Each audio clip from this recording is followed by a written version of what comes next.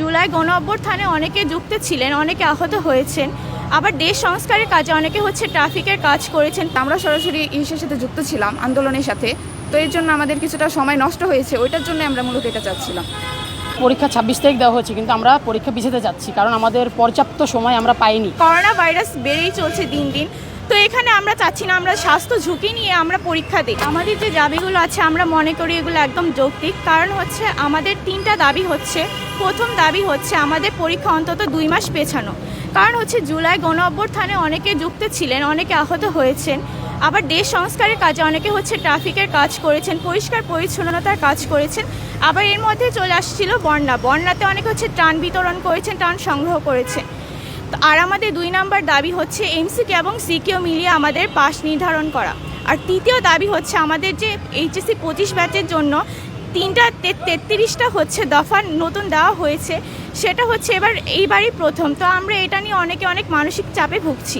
আমাদের পরীক্ষার যে প্রিপারেশনটা আছে সেটা আমরা ভালোভাবে নিতে পারছি না। তাই আমরা চাচ্ছি পূর্ববর্তী যে নিয়মে পরীক্ষা হয়েছে সেটা এই বছরে সেভাবে না হোক। আমরা এর আগে আন্দোলনের ডাক দিয়েছি, আমরা সবাই একত্রিত হইনি, সেটা আমাদের ব্যর্থতা, কোনো একটা কারণে হতে পারিনি। তো এখন আমরা মনে করছি আমাদের যে দাবিগুলো আছে ওগুলো আমরা মনে করছি যৌক্তিক। কারণ আমাদের যখন আন্দোলন ছিল তখন আর বন্যা ছিল, এগুলো মিলিয়ে আমাদের 2 মাসে একটা গ্যাপ পড়ে গিয়েছে। আর এখন দেশে করোনা ভাইরাস বেড়েই চলছে দিন দিন। তো এখানে আমরা চাচ্ছি না আমরা স্বাস্থ্য ঝুঁকি নিয়ে আমরা পরীক্ষা দিই। এখন আমরা যদি পরীক্ষা দিই, কোনো শিক্ষার্থী যদি আক্রান্ত হয় তাহলে তার পরীক্ষাটা হয়তো সেখানে থেমে যাবে। তো ওনার হয়তো 1 বছর গ্যাপ পড়ে যাবে, ওটার ক্ষতিপূরণ কে নিবে? এখন আমরা শিক্ষা উপদেষ্টার কাছে প্রশ্ন রাখলাম যে আমাদের জীবন আগে নাকি পরীক্ষা আগে। আমাদের এটি যৌক্তিক। কারণ আমরা একটা পিটিশন তৈরি করেছি যেটা অনলাইন প্ল্যাটফর্মে। তো ওইখানে প্রায় 6,500 থেকে আরও বেশি শিক্ষার্থী সেটা পূরণ করেছে। তার মানে ওটা যৌক্তিক। এটা কোনো একতরফার চাওয়া না, এটা সকলের চাওয়া। তো আমরা মনে করি আমাদের দাবিটা যৌক্তিক। এর আগে আন্দোলনে ডাক দেওয়া হয়েছিল, বাট ওইটা আসলে কতটুকু সত্য এটা আমি জানি না। আমাদের এখান থেকে ডাক দেওয়া হয়েছিল, বাট শুনেছি ওটা নাকি ফেক একটা নিউজ ছিল। তো আমরা আজকে যেখানে যেটা এসেছি এটা গিয়ে আমরা একদম মূলত প্রস্তুতি নিয়ে এসেছি, এটা আসলে একটা সত্যি। তো এর আগেরটা গিয়ে আমরা মূলত জানি ওটা মিথ্যা ছিল, ওটা সত্যি ছিল না। আন্দোলনের মধ্যে আমাদের একটা গিয়ে পিটিশন করেছি।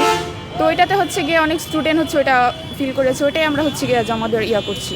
এর মধ্যে অনেক কারণ আছে। আমরা যদি ভালো স্টুডেন্টের কথা বাদ দিয়েও আমরা যদি একটু স্টুডেন্টের কথা বলি, যে আমাদের গিয়ে কোটা সংস্কারের জন্য যে 2 থেকে 3 মাস আমাদের গেল, মাঝে বন্যা এসেছিল, এর মধ্যে অনেক হয়েছে, আর স্টুডেন্টরা এর মধ্যে যুক্ত ছিল। তো এর জন্য আমাদের কিছু ঘাটতি আছে। আমরা সরাসরি ইসের সাথে যুক্ত ছিলাম, আন্দোলনের সাথে। তো এর জন্য আমাদের কিছুটা সময় নষ্ট হয়েছে, ওইটার জন্য আমরা মূলত এটা চাচ্ছিলাম। আমাদের 3টি দাবি, সেটা আমরা প্রথমত চাচ্ছি যে আজকে আমাদের পরীক্ষা 26 তারিখ দেওয়া হয়েছে, কিন্তু আমরা পরীক্ষা পিছাতে যাচ্ছি কারণ আমাদের পর্যাপ্ত সময় আমরা পাইনি। সে কারণে আমরা পরীক্ষা পেছানোর জন্য দাবি নিয়ে এসেছি। আমাদের দ্বিতীয় দাবি সিকিউ এবং এমসিকিউ মিলিয়ে পাস, যেটা আমাদের আগে অনেক ব্যাচগুলোই করা হয়ে এসেছে, যেটা আমরা আবারও পুনরায় পেতে যাচ্ছি। এবং আমাদের তৃতীয় দাবি যে সরকার 1 মাস আগে, পরীক্ষা শুরু হওয়ার 1 মাস আগে আমাদের নতুন 33টা নিয়ম বেঁধে দিয়েছে, যেটা আমাদের উপর চাপ, যেটা আমরা চাচ্ছি যে সেই নিয়মগুলো যেন আর না থাকে। সেটা কীভাবে? আমরা বৈষম্যের শিকার হচ্ছি, কারণ আমাদের আগের ব্যাচগুলো যারা পরীক্ষা দিয়েছে তারা এরকমভাবে কোনো নতুন নিয়ম তৈরি করেনি। এবং যেহেতু 2027 সাল থেকে নতুন শিক্ষা তৈরি হচ্ছে, সেখানে আমাদের কেন এই 2025 সালে শেষ ওই বৈষম্য শিকার করতে হবে, নতুন নিয়ম তৈরি করতে হবে, তাও পরীক্ষার 1 মাস আগে আমাদের, যেখানে মানসিক ভোগান্তি সৃষ্টি করতেছে এই 33টা দাবি দিয়ে। আমরা সেগুলো বাতিলের জন্য এখানে আজকে কর্মসূচি দিয়েছি। আমরা আমাদের দাবিগুলো আপনাদের কাছে পরিষ্কার করেছি এবং আমি একটু আগে বলেছি কেন 4 তারিখ স্টুডেন্ট হয়নি, কারণ সেখানে আমি একটু আগে আপনাদের সেটা বুঝিয়ে দিয়েছি।